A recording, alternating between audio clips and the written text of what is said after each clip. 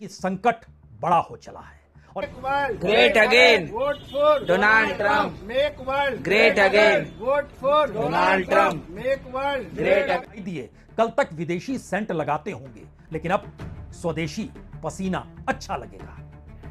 हम उन चीजों को खरीदेंगे जिसे बनाने में किसी न किसी भारतीय का पसीना बहा है। लेकिन आज स्वदेशी का जिक्र प्रधानमंत्री मोदी ने कर ही दिया और इस संकट के मतलब यह है कि अमेरिका के साथ जिस टैरिफ डील को लेकर बातचीत चल रही है और जिक्र किया जा रहा है कि वो आगे भी चलेगी, लेकिन हकीकत यह है कि जो बातचीत छठे राउंड की होनी थी 25 तारीख को, जिसमें अमेरिकी प्रतिनिधिमंडल को दिल्ली आना था, अब वो नहीं आएगा। बातचीत एक लिहाज से टूट चुकी है। अगला सवाल यह है कि ट्रेड के टैरिफ के बाद बात कहीं ना कहीं सिर्फ ये ट्रेड बैरियर तक नहीं बनेगी, बल्कि यह सैंक्शन तक जाएगी। नया सवाल भारत के सामने यह होगा, अपनी इकोनॉमी को भी बचाना है और इन सब के बीच भारत को अपने माल को भी दुनिया के बाजार में पहुंचाना है। तो क्या वाकई नया सवाल सिर्फ और सिर्फ इतना है कि अमेरिका से नाता टूटेगा और चीन से जुड़ जाएगा? क्योंकि भारत के भीतर अगर कच्चा माल चीन से आए ही नहीं, आप कल्पना कर सकते हैं क्या हो कि भीतर में जो भी माल टेक्नोलॉजी के क्षेत्र में आता है वो तकरीबन 22 से लेकर 70% तक रहता है। यानी ये बाहर नहीं बल्कि सिर्फ चीन से आता है। ये लिस्ट सारी कहानी कह देती है कि चाइना के ऊपर भारत का पूरा मेक इन इंडिया कैसे टिका हुआ है। और प्रधानमंत्री मोदी आज जब मेक इन इंडिया और वोकल फॉर लोकल का जिक्र कर रहे हैं, तो भी उनके जहन में यह सवाल गायब है कि बीते 10 वर्षों में उन्होंने जो कुछ भी जिस भी रास्ते पर चलते हुए भारत की अर्थनीति को सहेजा और संवारा, 10 बरस के बाद 11वें बरस में उनकी हथेली खाली है। इस देश में बनने वाले प्रोडक्ट, क्या वाकई सरकार ने इस पर कोई भी काम किया? जो लिस्ट आप देख रहे थे उसमें टेलीकॉम और स्मार्टफोन 44% माल जो उसको बनाने का होता है वो चीन से आता है। लैपटॉप और पीसी 77% माल बाहर से आता है। फोटोवोल्टेनिक सेल्स असेंबल्ड इन मॉड्यूल्स 65.5% आता है। तो इतना ही नहीं, इस देश के भीतर में सोलर सेल्स और उसके पार्ट्स भी 32.7% बाहर से आते हैं। टोटल स्मार्टफोन का भी जो कच्चा माल है, अगर उसको सबको जोड़िएगा तो 94% बाहर से आता है। रेडियो ट्रांसमिशन और टीवी के लिए जो एपरेटस चाहिए होते हैं वह भी 68.5% बाहर से आता है, यानी चीन से आते हैं। बाकी माल अलग अलग जगहों से आते होंगे। यह पूरी एक फेरिस्त है जो चीन के कच्चे माल पर भारत का मेक इन इंडिया टिका हुआ है। लेकिन अगला सवाल तो यह है, क्या यह परिस्थिति बतलाती है कि भारत इस दौर में अभी भी अपनी इकोनॉमिक्स को लेकर, अपनी इकोनॉमिक पॉलिसीज को लेकर फंसा हुआ है?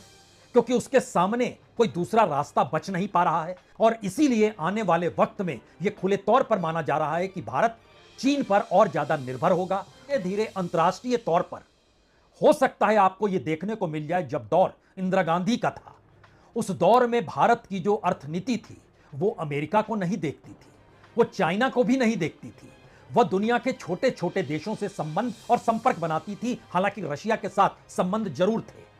तो क्या इस दौर में अमेरिका के निगाहों में जो देश हैं, अगर उसको टॉप 3 में माने तो चीन पहला टारगेट है, रशिया दूसरा टारगेट है, भारत तीसरा टारगेट है और उसके बाद यूरोप कंट्रीज में फ्रांस पहले टारगेट पे है, सेकंड पे जर्मनी है, फिर उसके बाद जापान है। यानी दुनिया की कोई भी इकोनॉमी अमेरिका के साथ धंधा करके अब उस रईसी को नहीं जी सकती है और अमेरिका की अब ये नेशनल पॉलिसी में कन्वर्ट भी होगा। तभी तो एक ऐसी परिस्थिति आई जिसके बाद प्रधानमंत्री खुद मान रहे हैं बहुत मुश्किल घड़ी है ये। आज दुनिया की अर्थव्यवस्था कई आशंकाओं से गुजर रही है, अस्थिरता का माहौल है। ऐसे में दुनिया के देश अपने अपने हितों पर फोकस कर रहे हैं। ऐसी स्थिति इससे पहले इस देश में कभी नहीं थी। बड़ी बड़ी कंपनियां हैं, अडानीज हैं, अंबानीज हैं, कोई भी कह सकते हैं, लेकिन कल को कोई बड़ी कंपनी अगर डूब गई तो सवाल भारत के बेसिक इंफ्रास्ट्रक्चर का है। हमारे पीएसयूज डूबते नहीं हैं, वो खराब होते हैं। कोई एक बड़ा ब्यूरोक्रेट करप्ट आ गया, बिना विजन के आ गया, तो फिर वो रिटायर होता है, फिर दूसरा आ जाता है, लेकिन सरकार उसकी जिम्मेदारी लेती है। इस दौर में सरकार ने उस बेसिक इंफ्रास्ट्रक्चर से ही हाथ खींच लिए। इसीलिए सवाल सिर्फ एग्रीकल्चर का नहीं है, सिर्फ इस देश के इनफॉर्मल सेक्टर का नहीं है, कमोवेश हर उस सेक्टर का है जो किसी भी देश के डेवलपमेंट में अपनी भागीदारी को निभाता है। और उसको असल चीज समझनी होगी कि दरअसल चीन के भीतर जो निवेश है, इन्वेस्टमेंट है, जो छात्रवृत्ति है, यानी जो स्कॉलरशिप है, जो तर्क संगता है, जिसको हम लोग कह सकते हैं रैशनैलिटी है, या फिर जो एक प्रगतिशील मानसिकता होती है जो पूरी तरीके से साइंस एंड टेक्नोलॉजी पर टिकी हुई है।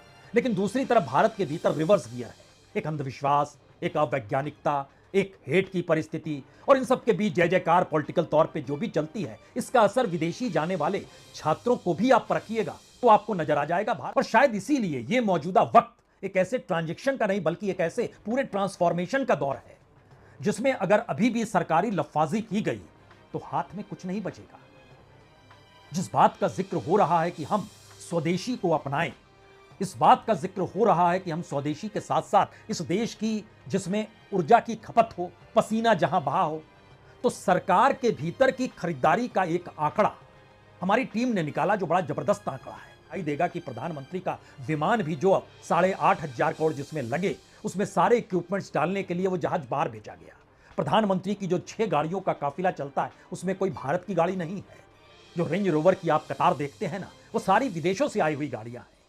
और इन सारी चीजों के बीच जो पूरा इक्विपमेंट है जो सेंट्रल विस्ता के भीतर लगाया जा रहा था, वह भी देसी मिजाज का नहीं है।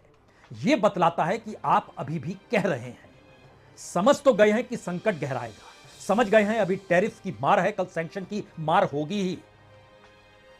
क्योंकि जिस खुशी के अंदाज में अमेरिकी राष्ट्रपति से जब पूछा गया भारत तेल क्या रशिया से नहीं खरीद सकता है, तो हंसते मुस्कुराते हुए अमेरिकी राष्ट्रपति जब ये बोले, हां मुझे पता चला है कि अब यहां की कंपनियों ने रशिया से तेल खरीदना बंद कर दिया है, अच्छी खबर है।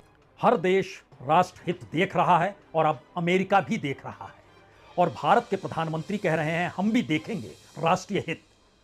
भारत की जनसंख्या 140 करोड़ है। महत्वपूर्ण सवाल यह है, क्या वाकई सरकार सिर्फ कह रही है कि राष्ट्रीय हित का जिक्र कर दें जैसे राष्ट्रवाद का जिक्र किया गया? क्या किसी किसान की वर्दी में, किसान की वर्दी ना कहें बल्कि किसान के कपड़ों की शक्ल में प्रधानमंत्री नजर आ जाए तो क्या यह राष्ट्रहित हो जाएगा? मुश्किल सवाल है।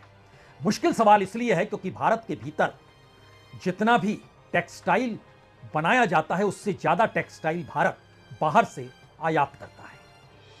इस देश के भीतर में हर वो चीज जो एग्रीकल्चर से जुड़ी हुई है, वो ट्रैक्टर का सामान हो, वो बीज हो, वो खाद ही क्यों ना हो, अपने पास नहीं है कुछ। यानी 3 सवाल सबसे बड़े हैं।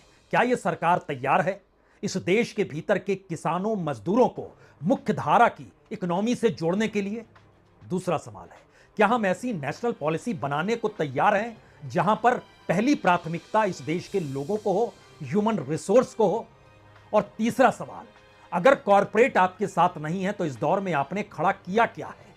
और इस तीसरे सवाल से निकलने वाला आखिरी सवाल है, जिस दिन कॉरपोरेट ने आपके हाथों से अपनी ताकत खींच डाली और जिस पूंजी पर इस देश की राजनीति चलती है, चलाई जा रही है, सत्ता का खेल बनता बिगड़ता है, वो अगर ढहढहा गया तब कौन बचेगा, कौन संभलेगा?